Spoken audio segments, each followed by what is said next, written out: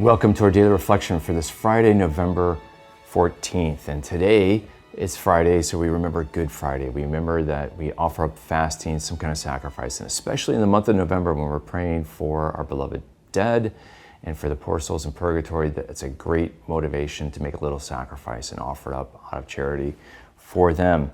Today, Jesus in the gospel warns about judgment. And of course, November, we're coming towards the end here in November of the liturgical year. And so we start to turn towards the end of time and the idea of judgment. And so whether it's the end of our time, our life, or the end of the world, there will be a final judgment. And so we want to be sober about that. We want to know about that, to be prepared. And that is part of the revelation of God. And of course, this goes to what we hear in the book of Wisdom today, which is about, men can be foolish and are foolish when they don't know about God. Then they'll act foolishly. But if we do conversely, then if we know about God and his ways, then we can act with wisdom.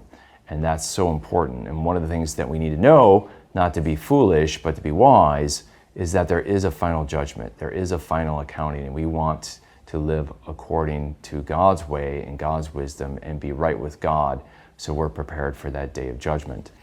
And that's important. And then this beautiful reflection from the book of Wisdom, chapter 13, which is echoed in Paul's letter to the Romans in chapter 1, verse 18 through 20.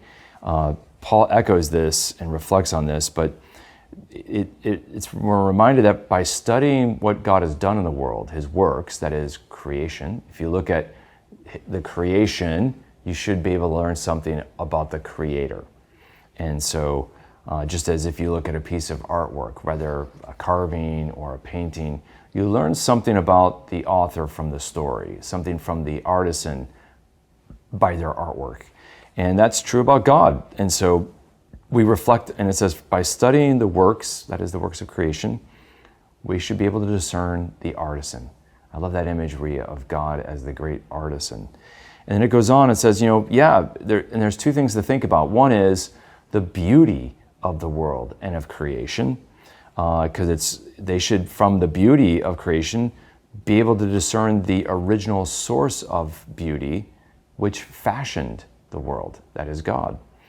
And that beauty is greater. And that, in other words, from the greatness and beauty of created things, their original author, by analogy, is seen. So we can't see God himself, but we can see his works. And by analogy, we get a glimpse into the heart of God, into who God is. And that as we see the power and majesty of creation, we can know that God must be more powerful. And from the beauty of creation, we realize that there is an even greater beauty in the author of creation. And so that is a telling reflection that we are to reflect on. And again, as Paul will say, that we should know the truth about the invisible God by his creation, that he likes order, he likes beauty, and that there's a goodness to creation, and so there must be a goodness and a beauty and a power to the Creator if the creation reflects all those things. And so that is something for us to reflect on. And of course, Psalm 19 is a perfect way to meditate on that truth, because Psalm 19 is talking about how the creation and the heavens even tell the beauty and the glory of God, and that there is a message in creation, and in its majesty and its beauty, day pours forth speech to day, and night imparts knowledge. In other words, creation has a lesson.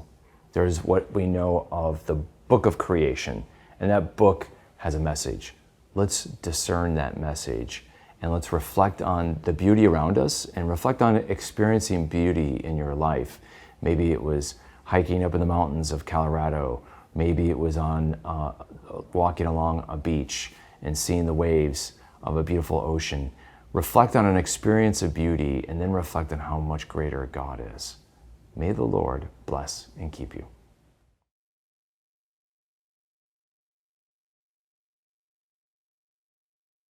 This daily reflection is brought to you thanks to the generous support of the Mission Circle. Join the Mission Circle to help Catholics worldwide understand, live, and share their faith. Sign up at missioncircle.org today.